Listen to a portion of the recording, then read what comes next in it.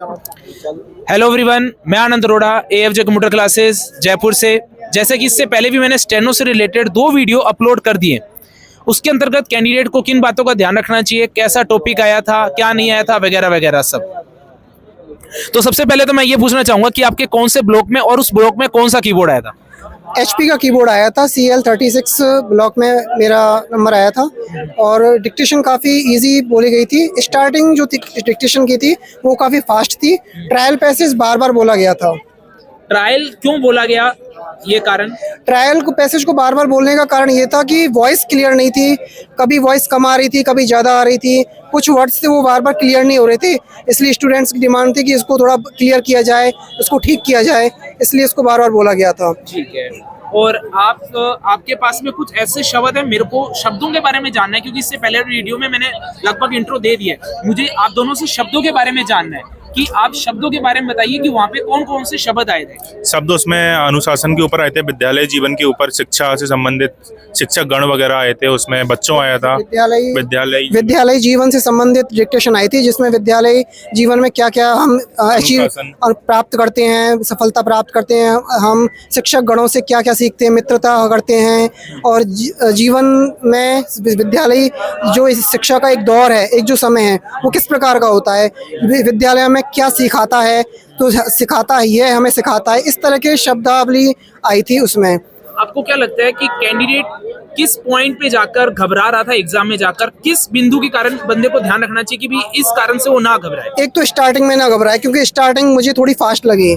Starting में ना घबराए, फिर उसके बाद धीरे धीरे फ्लक्चुएशन, आपका जो फ्लो है वो कवर होता चला जाएगा। लेकिन यदि आप स्टार्टिंग में घबरा गए तो आपका फ्लो बिगड़ता चला जाएगा और आपकी कितनी भी अच्छी प्रिपरेशन हो सालों साल की, वो बिगड़ जाएगी। अच्छा, एक बात बताइए, क्या मॉक डिक्टेशन और एक्चुअल डिक्टेशन में कितना डिफरेंट था? इजी कौन थी?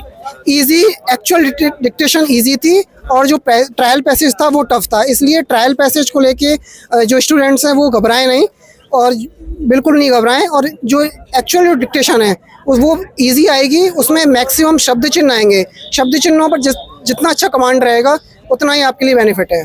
ठीक है।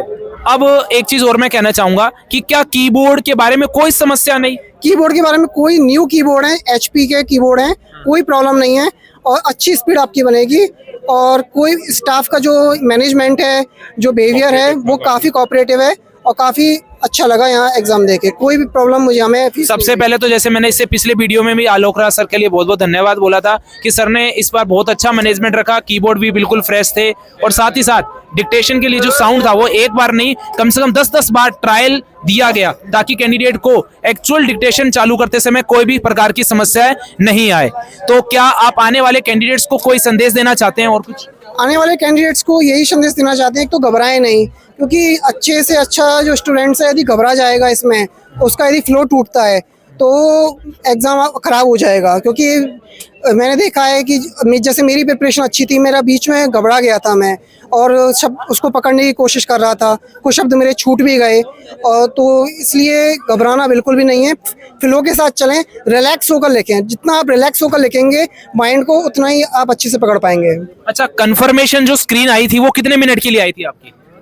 At least 1.5 minute. हाँ, ठीक है। अगर आपने क्या पासवर्ड डालकर उसको सबमिट किया था या ऑटो सबमिट हो गया था? नहीं, ऑटो सबमिट हो गया था। मैंने जब कंप्लीट की थी, लगभग 5 मिनट पहले मैंने कंप्लीट कर ली थी अपनी डिक्टेशन को टाइप करके, तो ऑटो सबमिट हो गया था जब मैं उसको चेक कर रहा था। ऑटो सबमिट होने के बाद आप उसमें कोई भी एडिटिंग नहीं कर सकते। इस बात का आप ध्यान रखें कि आप टाइम से पहले उसमें एडिटिंग कर लीजिए। देखिए, कंफर्मेशन स्क्रीन इसलिए दी जाती है कि जो आप लोगों ने जो भी ट्रांसलेट किया है, टाइपिंग किया है, वो क्या सर्वर में जाके सेव हो रहा है या नहीं हो रहा है, वो उसको प्रीव्यू विंडो कहते हैं, ताकि वो कंफर्म कर लीजिए कि हाँ अभी हमने इतना मैटर टाइप किया है। अगर आपको लगता है कि जो आपने मैटर टाइप किया वही का वही है, तो कंफर्मेशन स्क्रीन के अंदर पासवर्ड डालकर आपको सबमिट करना होता है। बस यही चीजें होती हैं, और भी ऐसी कोई बातें होंगी तो आप लोगों को नेक्स्ट वीडियो में, मैं अभी एक वीडियो और अपलोड करने वाला हूं इसके बाद में, जो कि आज की शिफ्ट का अंतिम शिफ्ट का रिव्यू होगा। और आप लोगों को और भी कोई क्वेरीज करनी है तो वीडियो के डिस्क्रिप्शन में, कमेंट बॉक्स में आप अपना वो क्वेश्चन डालिए, ताकि नेक्स्ट वीडियो के अंदर मैं आपके क्वेश्चंस को लेकर आपको मैं जवाब दे पाऊं। और साथ ही साथ मैं अभी भी आपको कहता हूं, हाँ एक चीज जो मैं पूछना चाहता हूं, इस एग्जाम के बाद आप कौन से एग्जाम की तरफ मूव करेंगे? इस एग्जाम के बाद मैं हाई कोर्ट एंड एसएससी के एग्जाम की ओर मैं मूव आपका एसएससी में सिलेक्शन हो चुका है? नहीं, ये मेरा फर्स्ट एग्जाम था RSM-SSB का।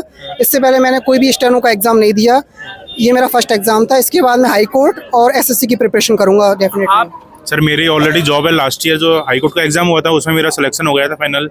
RSM-SSB के लिए मैंने रिटर्न पास किया है, उसके बाद अब ये एक्सटेनो का एग्जाम हुआ है। आई विश इसमें सर, मैं देना चाहता था पर अब देखो क्या होता है, रिजल्ट बताएगा वो तो। All the best sir. तो ठीक, और अब मैं इसी के साथ में एक बात और कहना चाहूंगा, मैं बार बार रिपीट कर रहा हूँ। देखिए मैं मेरे बारे में एक चीज बता देता हूँ। पिछले 10-15 सालों से मैं इस फील्ड में हूँ, ठीक है। अगर कोई कैंडिडेट ये श्योर है कि वो हाई कोर्ट स्टेनो की तैयारी कर रहे हैं और वो कैंडिडेट टाइपिंग के कारण या एफिशिएंसी के कारण हर बार रह जाता है या उसको मुश्किल लगती है, देखिए आपकी चाहे वो इंग्लिश की टाइपिंग हो, चाहे वो हिंदी की टाइपिंग हो, चाहे हिंदी टाइपिंग के अंदर आपकी मंगल फोंट की टाइपिंग क्यों ना हो, जैसे एससीसी के अंदर आती है, एम्स के अंदर आती है, तो मैं वादा करता हूं कि लगभग 30 दिन के अंदर आपकी टाइपिंग मैं एकदम परफेक्ट कर दूंगा। एटलीस्ट इतना कि आप एग्जाम में जाने से पहले आपके जो हाथ में वाइब्रेशन होता है कीबोर्ड के कारण, आपके टाइमिंग के कारण, आपकी एक्यूरेसी कारण, आपके बैक स्पेस के कारण, एवरीथिंग जो जो फैक्टर आपके ऊपर इम्पैक्ट डालते हैं एग्जाम का प्रेशर क्रिएट करने में, उसके अकॉर्डिंग मैं एग्जाम में अपने सेंटर में तैयारी करवाता हूँ। जो कि इस फील्ड के अंदर काफी टाइम हो चुका है मेरे को, अरसा आप सबके साथ में। अब यूट्यूब खुद प्रूफ है कि मुझे इस फील्ड के अंदर कितना टाइम हो चुका है। इतना कह सकता हूँ, अगर आपका हाई कोर्ट की स्टेनो एकदम परफेक्ट है और अगर आपको लगता है कि टाइपिंग में आप एक लूज पॉइंट है आपका, तो ये मान के चलिए अगर स्टार्टिंग के जो 50-60 जने आएंगे उसके ऊपर मैं प्रॉपर पूरी ध्यान दे सकता हूँ। इतनी बड़ी मेरी लैब है कि मैं एग्जाम का प्रेशर भी उसको फील करवा सकता हूँ। वो सारे प्रूफ ऑलरेडी मैंने यूट्यूब पे अपलोड कर रखे हैं। और साथ ही साथ अगर कोई जयपुर कोई नहीं आ सकता, अगर कोई कैंडिडेट एफिशिएंसी भी घर पे करना चाहता है, वो भी हमारे यहाँ अवेलेबल है।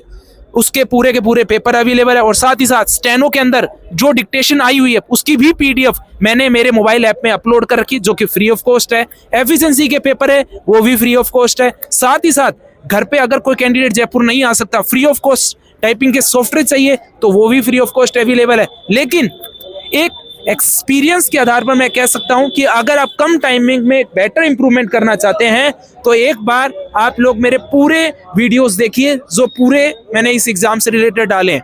यकीन मानिए आपको जरूर विश्वास होगा कि अगर आप मेरा साथ देंगे तो मैं कुछ अच्छा इस फील्ड में आपके साथ कर पाऊंगा। जय हिंद, जय Bharat. Thank you sir. Thank you.